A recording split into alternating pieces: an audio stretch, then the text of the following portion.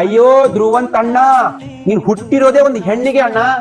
ಆ ಹೆಣ್ಣಿನ ಕಿಮ್ಮತ್ ಕೊಡೋದನ್ನ ಕಲಿ ಅಣ್ಣ. ಫಸ್ಟ್ ರೆಸ್ಪೆಕ್ಟ್ ಕೊಡೋದನ್ನ ಫಸ್ಟ್ ಕಲಿ. ಪ್ರಕೃತಿ ಅನ್ನೋದು ಒಂದು ಹೆಣ್ಣು. ನೀ ಜೀವಿಸ್ತಾ ಇರೋದು ಪ್ರಕೃತಿ ಅನ್ನೋದು ಒಂದು ಹೆಣ್ಣು. ಆ ಹೆಣ್ಣು ಇದರಲ್ಲಿ ಕೂಡ ನೀನು ಜೀವಿಸ್ತಾ ಇದೀಯ ಅಣ್ಣ. ಯಾವ್ದೋ ಹೆಣ್ಣು, ಎಲ್ಲರೂ ಹೆಣ್ಣು ಅಂತ ಆ ಒಂದು ಪದಕ್ಕೆ ಅವಮಾನ ಮಾಡಬೇಡ ನೀನು. ಅಯ್ಯೋ ನಿನ್ ಬುದ್ಧಿ ಇಡೀ ಕರ್ನಾಟಕ ಗೊತ್ತು ಅಣ್ಣ. ನಿನ್ ಆಕ್ಟಿವಿಟಿ, ನಿನ್ ಟ್ಯಾಲೆಂಟ್ ಏನು, ನಿನ್ ವ್ಯಕ್ತಿತ್ವ ತೋರಿಸ್ಕೊರೋ ಮರಯ್ಯ. ಯಾಕ ಪಾಪ ಹೆಣ್ಣು ಮಕ್ಕಳ ಮೇಲೆ ಅಷ್ಟೊಂದು ಇದು ಮಾಡ್ತಿದ್ಯಾ ನೀನ್? ಅಡ ನೀನ್ ತೋರ್ಸ್ಕೊಳಕ್ ಆಗ್ತಿಲ್ವಾ? ತಾಕತ್ತಿಲ್ವಾ? ಹೊರಗಡೆ ಬಾ, ಜಗತ್ ಬಿಟ್ಟಿದೆ ನಿನ್ಗೆ.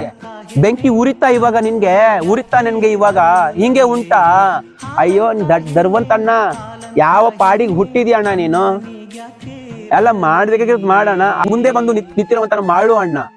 ಪ್ರೀತಿಯಿಂದ ಮಾತಾಡ್ತಾನೆ. ಉತ್ತರ ಕರ್ನಾಟಕ ಗೊತ್ತು ಈ ಹೆಣ್ಣಿನ ಬೆಲೆ, ಮರ್ಯಾದೆ, ರೆಸ್ಪೆಕ್ಟ್ ಅನ್ನೋದು ಏನಂದ್ರೆ ಗೊತ್ತು ಅಂತಂದ್ರೆ ನಮ್ಮ ಉತ್ತರ ಕರ್ನಾಟಕದ ಮಾಡು ಅಣ್ಣಂಗೆ. ಆ ರೆಸ್ಪೆಕ್ಟ್ ನ ಉಳಿಸ್ಕೋಗೋಸ್ಕರ ನಿಮ್ಮ ಜೊತೆಗೆ ಫೈಟ್ ಮಾಡ್ತಾನೆ. ತುಂಬಾ ಖುಷಿ ಆಯ್ತು ನಮ್ಮ ಉತ್ತರ ಕರ್ನಾಟಕ ಜನತೆಗೆ. ಮರ್ಯಾದೆ ಏನು, ರೆಸ್ಪೆಕ್ಟ್ ಏನು, ಹೆಣ್ಣಿಗೆ ಗೌರವ ಹೆಂಗಿದೆ ಅಂತ ತೋರಿಸ್ಕೊಟ್ಟಿರುವಂತ ನಮ್ಮ ಮಾಳು ಅಣ್ಣ ಅವರಿಗೆ.